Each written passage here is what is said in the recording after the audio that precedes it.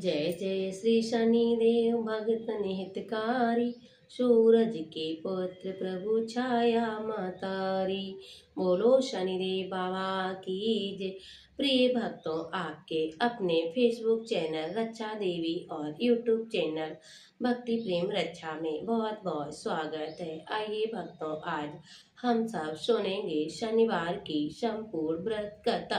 प्राचीन समय की बात है। एक बार सभा में नवग्रह सूर्य, चंद्रमा, मंगल, बुध, बृहस्पति, शुक्र, शनि और राहु केतु सभी में विवाद छिड़ गया। सभी लोग कहने लगे, कौन बड़ा है। आपस में उनका निर्णय कोई नहीं ले पा रहा था। तो वह सभी लोग देवराज इंद्र के पास पहुंचे। देवराज इंद्र तो सबको देखकर घबरा गए और निर्णय लेने पर उन्होंने असमर्थता जताई। लेकिन उन्होंने कहा, इस समय पृथ्वी पर राजा विक्रमादित्य हैं, जो कि सबके न्याय प्रिय हैं। वे इसका निर्णय अवश्य कर देंगे।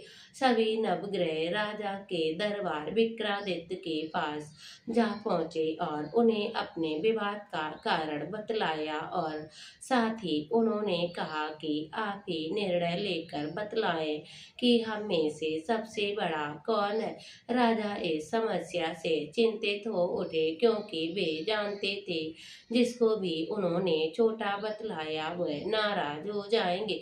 तब राजा को एक उपाय सूझा और उन्होंने स्वर्ण, रजत, कांसा, पीतल, सीता, रंगवार, जस्ता, अभ्रक और लोहा, इन सभी को 9 सिंहासन बनवाए और क्रम में रख दिए। उन्होंने सबसे निवेदन किया कि आप सभी लोग अपने सिंहासन को ग्रहण करें। जो अंत में सिंहासन पर बैठेगा वह सबसे छोटा होगा। और इसके अनुसार लोहा का सिंहासन बाद में होने के कारण शनिदेव सबसे बाद में बैठे और वहीं सबसे छोटे कहलाए। और शनिदेव सोचने लगे कि ये राजा ने जानबूझकर किया है। उन्होंने नाराज होकर कहा, हे राजन, कहा राजा, मैं कुछ नहीं जानता। सूर्य एक राशि में और 1 महीना, चंद्रमा 2.25 महीने दिन, मंगल और 1.5 महीना, बृहस्पति 13 महीना, बुध और शुक्र 1 महीने में विचरण करते हैं। परंतु मैं 2.5 साल, 7.5 साल तक रहता हूँ। बड़ों के मैंने विनाश किए हैं। राम की 7.5 आने पर उन्होंने वनवास हो गया और रावण की 7.5 आने पर लंका को बंदरों की सेना से परास्त होना पड़ा। और अब तुम मुझसे सावधान रहना। ये कहकर नाराज हुए शनिदेव वहां से चले गए और कुछ समय बाद राजा की 7.5 आई। घोड़े के सौदागर बनकर उनके राज्य में जा पहुंचे। उनके पास बड़े बढ़िया घोड़े थे। राजा ने जब समाचार सुना तो उन्होंने अपने अश्वपाल को अच्छे घोड़े खरीदने की आज्ञा दी। राजा के अश्वपाल ने अच्छे घोड़े खरीदे और एक सर्वोत्तम घोड़े को सवारी के राजा के लिए रख दिया। और राजा जैसे ही घोड़े पर बैठा, वह घोड़ा सरपट वन की ओर भाग पड़ा और पहुंचकर वह अंतर्ध्यान हो गया। राजा भूखा प्यासा भटकता रहा। तब ग्वाल वालों ने राजा को पानी पिलाया। राजा प्रसन्न होकर उसे अपनी सोने की अंगूठी दी और अंगूठी को देखकर राजा नगर की ओर चल पड़ा। उसने अपना नाम उज्जैन का राजा विक्रमादित्य बतलाया।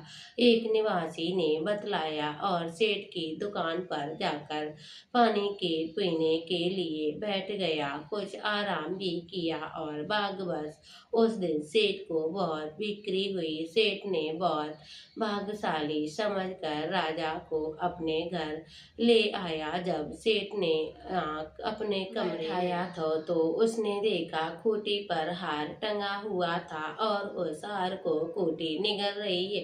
थोड़ी देर में पूरा हार गायब हो गया। जब सेठ आया तो उसने देखा कि हार गायब है। उसने समझा कि इसी ने चुराया है और राज्य के राजा ने उसे चोर समझकर उसके हाथ पैर कटवा दिए और उसे नगर के बाहर फिकवा दिया। वहां एक तेली तेल चलाने वाला निकला और जिसे दया आ गई और उसने उसे अपनी गाड़ी में बिठा लिया और फिर वह मुंह से आवाज कर और बैलों को हाँकने लगा और राजा की शनि की दशा समाप्त हो गई और वर्षा काल आने पर वह मल्हार गाने लगा। जब जिस नगर में मल्हार गा रहा था वहाँ की राजकुमारी उसका गाना बेहद पसंद आ गया और उसने अपने दोस्तों को कह दिया कि राग गाने वालों के साथ ही वह विवाह करेगी। उसने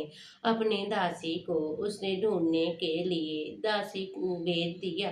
दासी ने बतलाया वह एक ऐसा आदमी है जिसके ना हाथ है ना पैर है, परंतु राजकुमारी नहीं मानी और चुपचाप राजकुमारी आसन पर जम बैठ गई और तभी राजा को बुलाया और उसे विवाह की तैयारी करने को बोला। उसका विवाह राजकुमारी से हो गया। एक दिन सोते हुए शनिदेव ने उस राजा कर कहा, हे राजन, देख लिया तुमने मुझे छोटा बतलाकर कितना दुख झेल लिया है। तब राजा ने उनसे क्षमा मांगी और प्रार्थना की, हे शनिदेव, जैसा दुख मुझे दिया है वैसा किसी को मत देना। शनिदेव मान गए और शनिदेव ने कहा, जो मेरी कथा और व्रत करेगा मैं उसे कभी कोई दुख नहीं दूंगा। और जो देखते देखते अंतर ध्यान हो गए और जो मेरी ध्यान करेगा, चींटियों को आटा खिलाएगा, उसके सारे मनोरथ पूर्ण होंगे।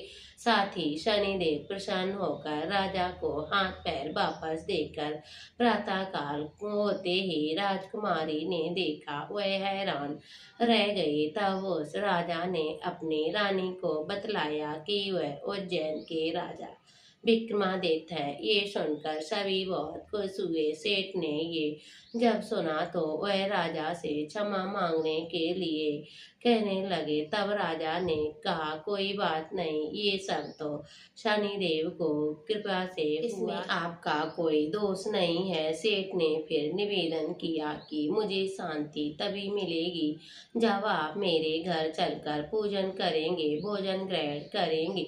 अपने घर को तरह तरह से व्यंजनों से राजा को सत्कार करके आदर सहित खाना खिलाया और जो हार खूंटी निगल रही थी वह हार उगल रही है, अब वह उसी हार को उगल रही थी। सेठ ने अनेक मोहरें देकर राजा का धन्यवाद किया और सेठ ने राजा से कहा वह उनकी कन्या से विवाह कर ले। राजा ने इसे स्वीकार कर लिया और कुछ समय बाद राजा रानी अपनी दोनों रानियों के साथ उज्जैन नगरी को चल दिए। उज्जैन की सीमा पर ही उनका खूब स्वागत हुआ। सारे नगर में दीप जलाए गए और खुशियां मनाई गईं।